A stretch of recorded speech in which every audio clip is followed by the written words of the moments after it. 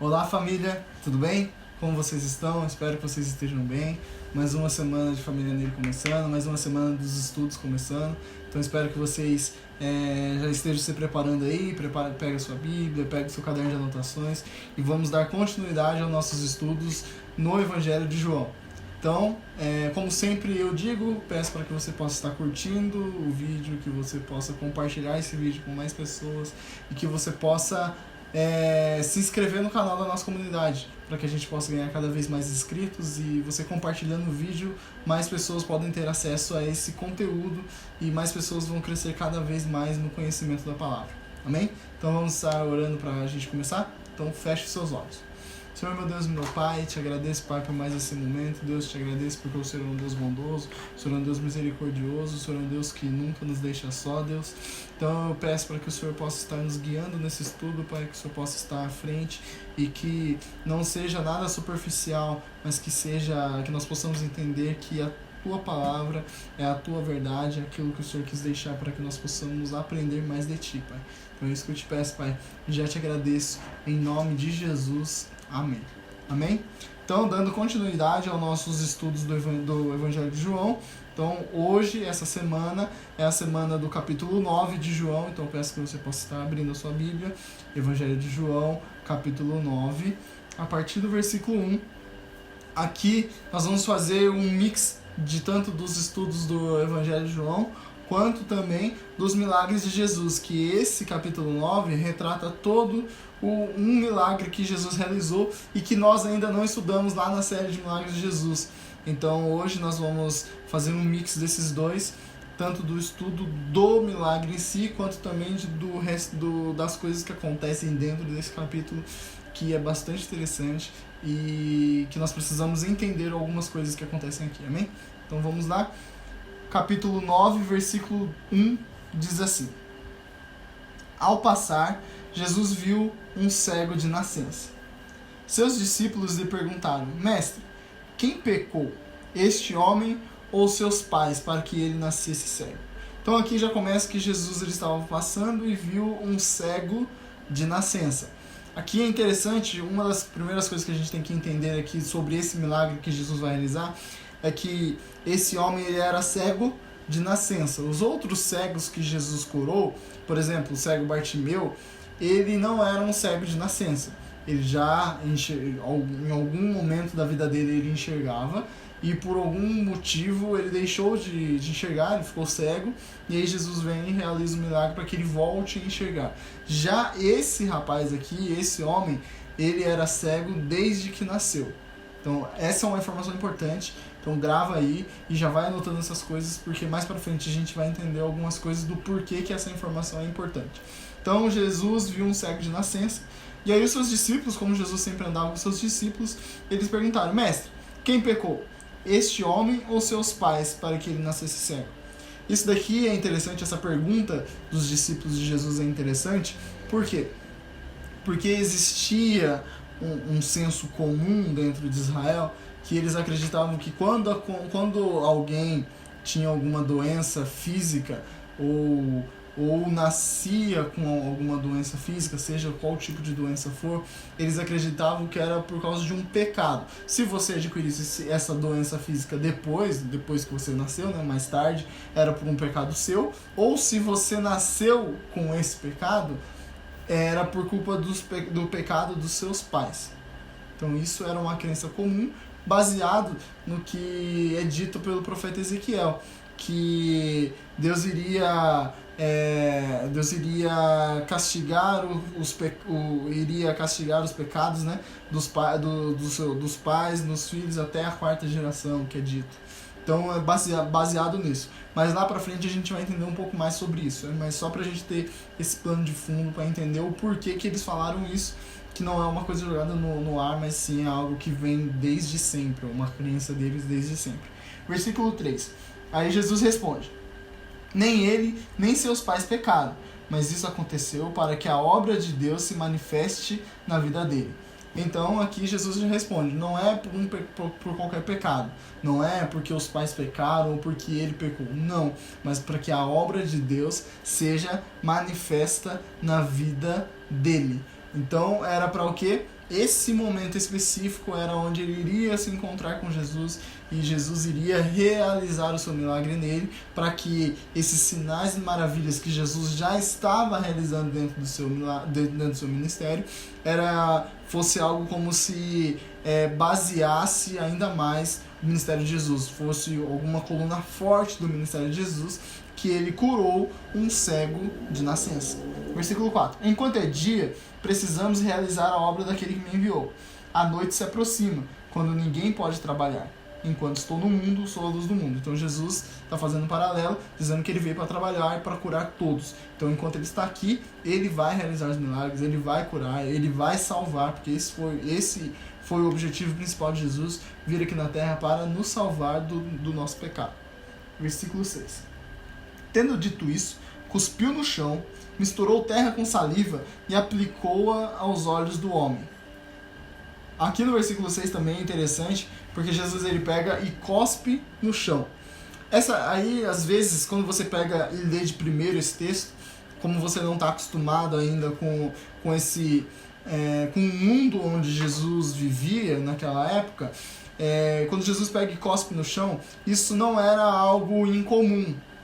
Pelo contrário, para os curandeiros que existiam naquela época, as pessoas que realizavam esse tipo de curas, não esse tipo de cura do cego de nascença, mas qualquer outro tipo de cura, eles usavam isso mesmo, eles pegavam a lama, eles pegavam as coisas assim e passavam na pessoa, colocavam, e acreditavam-se que naquilo teria cura. E Jesus ele faz exatamente esse mesmo movimento, essa mesma estratégia de cuspir no chão, misturou terra com saliva e aplicou nos olhos do homem, para mostrar que o poder não estava na terra, não estava na saliva, não estava em nada disso, mas estava naquele que proferia a palavra, naquele que estava fazendo aquele ato. Então Jesus mostrando de novo que ele é Senhor sobre todas as coisas. Ele usava as coisas para que ele pudesse realizar os seus milagres e os seus feitos. Versículo 7. Então disse-me, vá lavar-se no tanque de Siloé, que significa enviado. O homem foi, lavou-se e voltou vendo. Então aqui foi realizado o milagre. O milagre ele acaba aqui, dizendo que Jesus ele aplica aquela lama com aquela terra, misturada com terra com saliva, aplica nos olhos, e Jesus fala para ele se lavar no tanque de Siloé. Ele vai até esse tanque de Siloé, lava, e a hora que ele abre os olhos, ele começa a enxergar. Então o milagre foi realizado ali, Jesus realiza mais um milagre, Jesus ele cura um cego de nascença. E aí agora começa as coisas que são interessantes nesse texto, que diz assim no versículo 8. Seus vizinhos e os que anteriormente o tinham visto mendigando, perguntaram, não é este o mesmo homem que costumava ficar sentado mendigando? Alguns afirmavam que era ele. Outros diziam, não, apenas se parece com ele. Mas ele próprio insistia, sou eu mesmo. Isso daqui é interessante porque era muito difícil, ou provavelmente nunca havia acontecido, um cego de nascença começar a enxergar. Então, e aquelas pessoas já conheciam ele de muito tempo, porque ele ficava mendigando ali na cidade, e toda vez que eles passavam por ali, eles viam aquele homem que não enxergava. E aí, a partir de um certo dia, do nada, ele começa a enxergar. E eles falam, será que é esse homem mesmo que ficava ali? E aí ficava essa dúvida, não, acho que não é ele não, deve ser alguém parecido com ele ou não. Então começa a surgir essa dúvida. E ele diz, não, sou eu mesmo, é eu que ficava ali mendigando. Agora, antes eu não enxergava e agora eu enxergo. Versículo 10. Então, como foram abertos seus olhos? Interrogaram eles. Ele respondeu, o homem chamado Jesus misturou terra com saliva, colocou-a nos meus olhos e me disse que fosse lavar-me em Siloé. Fui, lavei-me e agora vejo. Então eles estavam perguntando, como que aconteceu isso? Como que do nada você não enxergava e agora você enxerga? E aí ele fala que um homem chamado Jesus, então ele nem conhecia Jesus, provavelmente nem tinha ouvido falar sobre ele, mas ele fala que um homem chamado Jesus misturou a terra com saliva, colocou nos meus olhos e me disse para me lavar em Siloé. Fui, lavei-me e agora vejo. Então ele falou assim, simplesmente o homem veio, fez isso por mim, falou para eu fazer isso e eu fiz, não tinha nada a perder e acabei fazendo e agora eu estou enxergando. Versículo 12. Eles lhe perguntaram, onde está esse homem? Não sei, disse ele. Por que ele disse que não sei? Porque ele foi até o tanque de Siloé se lavar, e a hora que ele voltou, Jesus não estava mais lá. Então, ele não chegou a ver Jesus ainda. Ele, no momento que Jesus coloca aquela terra nos olhos dele, ele vai até o tanque de Siloé, ele não está enxergando ainda. Ele só enxerga a partir do momento que ele lava os seus olhos. A hora que ele lava, ele abre os olhos e começa a enxergar, quando ele volta, Jesus não está mais lá. Então, ele não viu Jesus, não viu quem o curou. Só sabia que um homem chamado Jesus tinha curado. Versículo 13. Levaram aos fariseus o homem que fora cego. Então, aqui no versículo 13, entra de novo os fariseus no caminho de Jesus. Nós já vimos vários embates de Jesus com os fariseus, tanto no capítulo, principalmente capítulo 7 e 8, onde tem mais aqueles embates entre Jesus e os fariseus, Jesus e os mestres da lei. Então, eles estão ali tentando. Só recapitulando um pouquinho no capítulo 8, nós vimos que eles estavam de todas as formas, tentando de todas as formas achar alguma coisa que pudesse acusar Jesus para que eles pudessem prendê-lo e matá-lo. Esse era o objetivo dos fariseus desde o começo do ministério de Jesus. Então, de novo, nós vamos ter esse embate entre Jesus e os fariseus. Versículo 14. Era sábado, o dia em que Jesus havia misturado terra com saliva e aberto os olhos daquele homem. Então, de novo, Jesus realiza um milagre que fala um milagre no dia de sábado, onde os fariseus sempre falavam que não deveria ser feito nada. Versículo 15. Então os fariseus, versículo 15. Então os fariseus também lhe perguntaram como ele recuperara a vista. O homem respondeu, ele colocou uma mistura de terra e saliva em meus olhos, eu me lavei e agora vejo. Isso daqui, essa parte que os fariseus estão perguntando para ele, era normal acontecer. Era normal quando acontecia algum tipo de cura, era normal você se apresentar aos sacerdotes, no caso, né, para que você pudesse ter o aval de voltar. Por exemplo, quando você tinha lepra, você deveria ficar afastado das pessoas. E aí quando Jesus, por exemplo, curou aqueles 10 leprosos, o que Jesus pega e fala? Voltem e se apresentem ao sacerdote. Então é o quê? Eles vão lá e se apresentam e falam assim, eu era leproso, agora não tenho mais lepra nenhuma, estou curado, posso voltar à minha vida da sociedade, né? Para viver em sociedade de novo. E aqui é a mesma coisa. Então toda vez que acontecia alguma coisa dessa, você tinha que se apresentar aos fariseus, aos sacerdotes, para que eles pudessem analisar e ver caso a caso como aconteceu, por que aconteceu, quem fez, quem não fez. Então isso era algo comum de se acontecer. Versículo 16. Alguns dos fariseus disseram, esse homem não é de Deus, pois não guarda o sábado. Então esse homem, ele está falando de quem? De Jesus. Então esse homem não é de Deus, pois não guarda o sábado.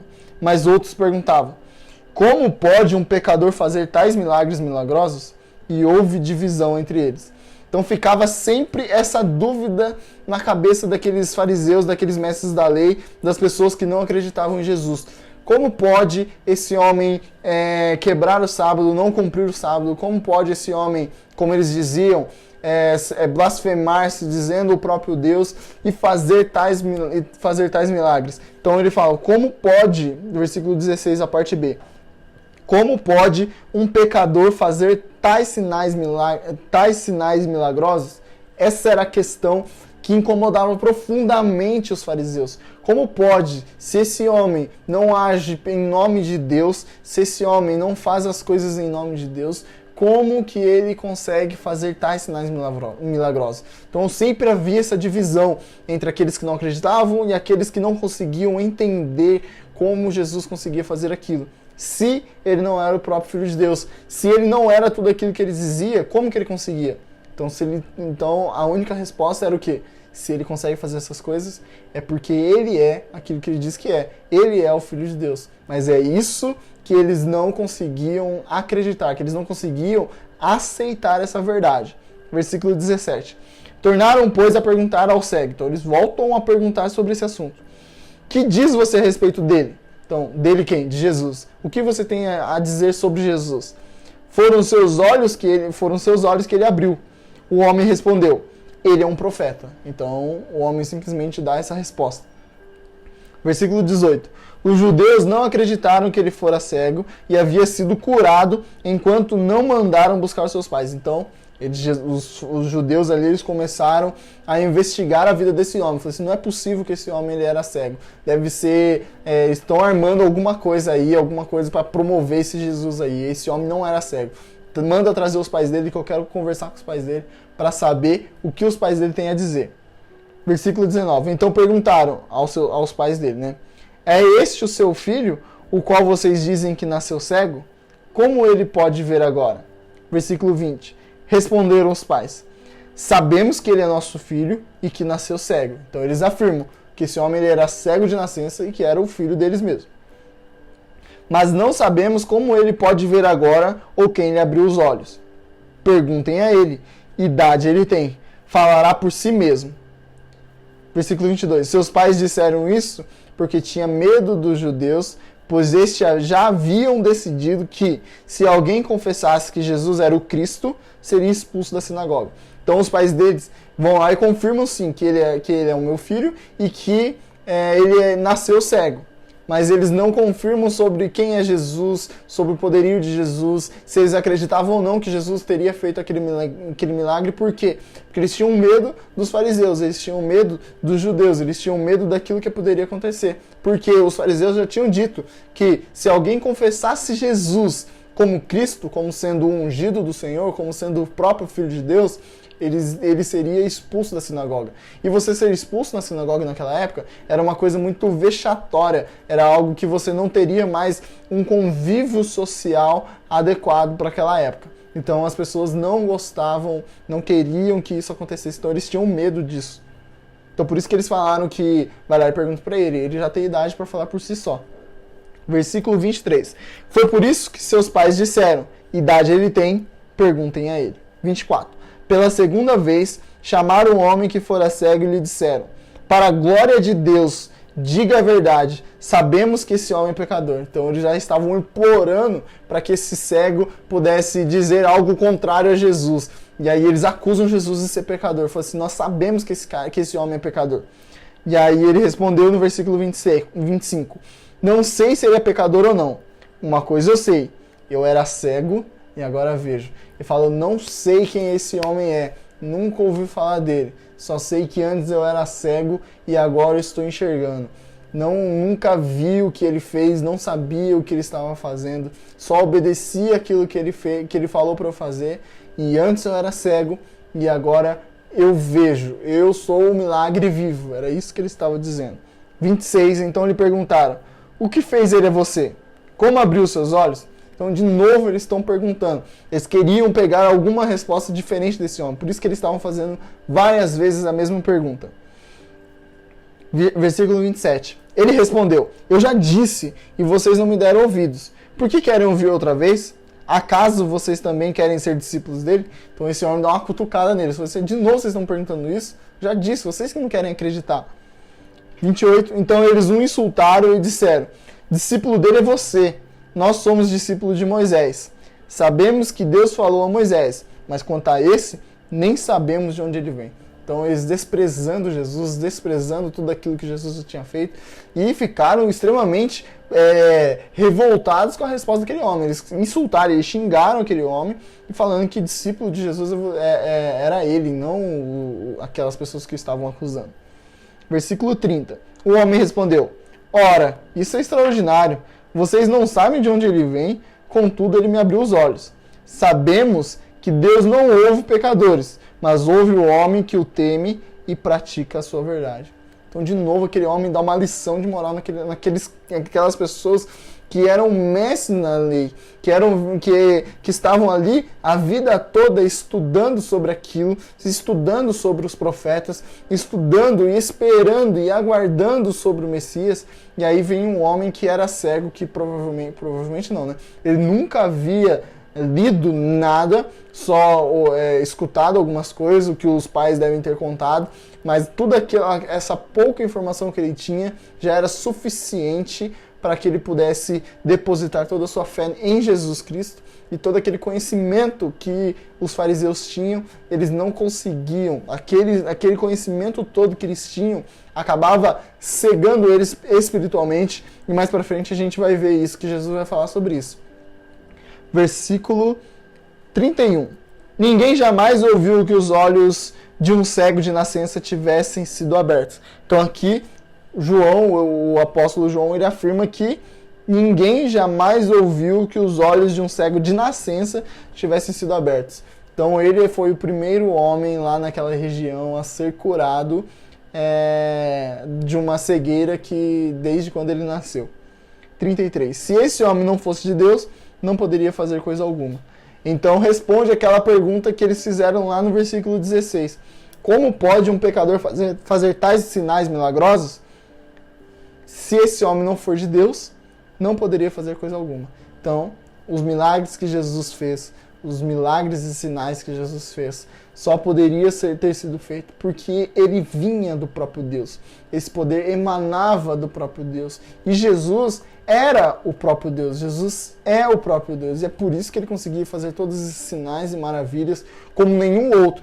Naquela região existiam tantos curandeiros, como eu já falei, né? Pessoas, exorcistas e tal, mas nenhum chegou aos pés daquilo tudo que Jesus fez. Versículo 34. Diante disso, eles responderam: você nasceu cheio de pecado. Como tem ousadia de nos ensinar? E os expulsaram. Então, eles voltam naquela pergunta lá dos discípulos. Lembra que eu falei que era um senso comum dos judeus acreditarem que se você nasce com uma doença física, era por causa dos pecados dos seus pais? Aqui eles pegam e falam isso: você nasceu cheio de pecado. Então eles também acreditavam nisso. Eles imaginavam que aquele homem nasceu cego porque os pais ou os antepassados daquele homem havia cometido algum pecado. E isso não é verdade. Nada do que os nossos pais ou os nossos antepassados fizeram pode nos interferir hoje. É lógico que há uma influência do diabo nessa área. Um dia depois nós podemos estudar mais sobre isso, sobre essa área. Há uma influência sim do diabo querer usar sim a mesma artimanha que usou com os nossos antepassados, mas isso não nos coloca esse jugo de pecado. Nós podemos sim quebrar isso, nós podemos sim viver uma vida diferente fora disso. Então nós não nascemos cheios de pecado por causa do pecado dos nossos pais. Nós nascemos longe disso. Versículo 35. Jesus ouviu que o haviam expulsado e ao encontrá-lo disse: você crê no Filho do Homem? Perguntou o homem. Então aqui no versículo 35 é a primeira vez que esse homem vai se encontrar e enxergando Jesus, vendo Jesus. Então Jesus pergunta: você crê no Filho do Homem? Versículo 36, perguntou o homem: quem é ele, Senhor, para que eu nele creia? Então de novo, aqui sustenta aquilo que eu já tinha dito, que aquele homem não conhecia Jesus. Talvez nem tinha ouvido falar as coisas que Jesus fazia, mas aqui ele pega e fala assim: quem é esse, Senhor, para que eu nele creia? Versículo 37. Disse Jesus: você já o tem visto, é aquele que está falando com você. Então o homem disse: Senhor, eu creio, e o adorou. Disse Jesus: eu vim a este mundo para julgamento, a fim de que os cegos vejam e os que veem se tornem cegos.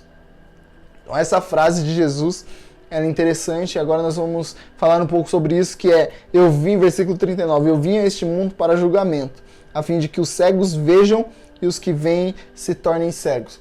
Isso que Jesus está falando é tudo no campo espiritual, não no campo físico. Ele não veio para que todo mundo ficasse cego fisicamente, não.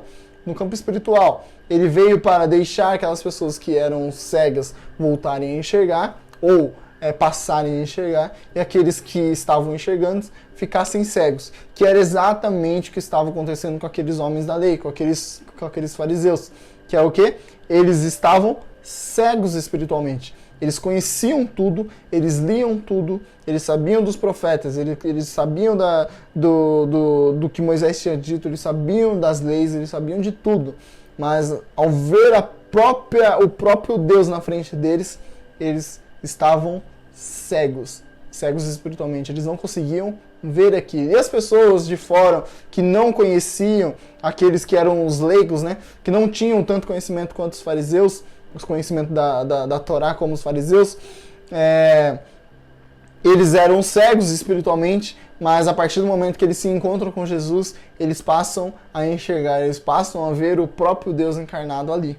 Versículo 40, e isso daqui é um insulto para os fariseus, você vai entender agora. Alguns fariseus que estavam com ele, ouviram dizer isso, perguntaram: acaso nós também somos cegos? Disse Jesus: se vocês fossem cegos, não seriam culpados de pecado. Mas agora que dizem que podem ver, a culpa de vocês permanece. Então Jesus diz que se vocês fossem cegos, não seriam culpados de pecado.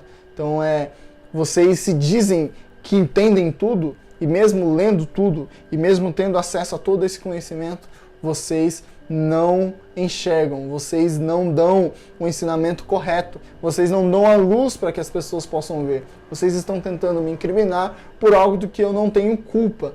Então eles falam assim, mas agora, Jesus diz, mas agora que dizem que podem ver, então vocês estão dizendo que vocês podem ver, a culpa de vocês permanece, porque vocês não aceitam o meu ensinamento, vocês não aceitam aquilo tudo que eu tenho para dizer para vocês. Amém? Então esse é o nosso estudo desta semana. Evangelho de João, capítulo 9, que fala sobre o milagre da cura de um cego de nascença.